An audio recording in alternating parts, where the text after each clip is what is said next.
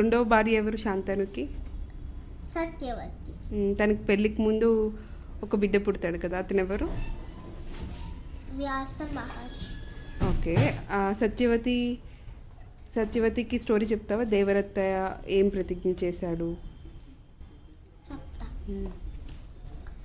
అప్పుడు కొన్ని డేస్ అయ్యాక శాంతను ఏమో ఒక హార్స్ మీద రైడ్ చేస్తుంటే ఇంకో బ్యూటిఫుల్ మూవీ కనిపించాడు. నీ పేరేంటి అని అడిగాడు. నా పేరు సత్యవతి అని చెప్పింది. ఓకే, నన్ను మ్యారీ చేసుకుంటావా?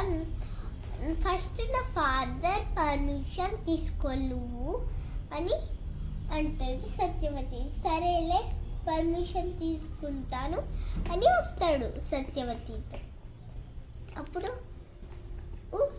మ్యారేజ్ చేసుకోలేవు అంటాడు సత్యవతి ఫాదర్.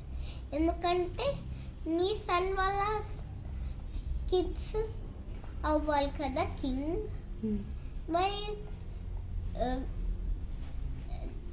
సత్యవతికి పుట్టే కిడ్స్ కింగ్ అవ్వాలి కదా, మరి ఎవరు కింగ్ అవ్వాలి అంటాడు. అప్పుడు శాంతనేమో ఏం చాయిస్ చేయలేకపోయి వెళ్ళిపోతాడు. అప్పుడు భీష్మ చూసి అర్థమైంది. తన వెళ్ళి సత్యవతి దగ్గరికి వెళ్ళి ఒక పెద్ద వాక్ చేశాడు. తన హ్యాండ్స్ ఇలా పెట్టి వీ షేప్లో హెవెన్ వైపు. నేనెప్పుడు మ్యారీ చేసుకోను అని అరిచాడు. అప్పుడు గాడ్స్ ఏమో హెవెన్లో భీష్మ భీష్మ భీష్మ అన్నారు. అప్పుడు అందుకే తనని భీష్మ అంటారు. అప్పుడు శాంతనుకి తెలిసిపోయాక భీష్మ వాక్ చేస్తాడని తనకు ఒక బూన్ ఇస్తాడు. నువ్వు ఎప్పుడు కావాలంటే అప్పుడు డై అవుతావు అని చెప్పాడు శాంతను.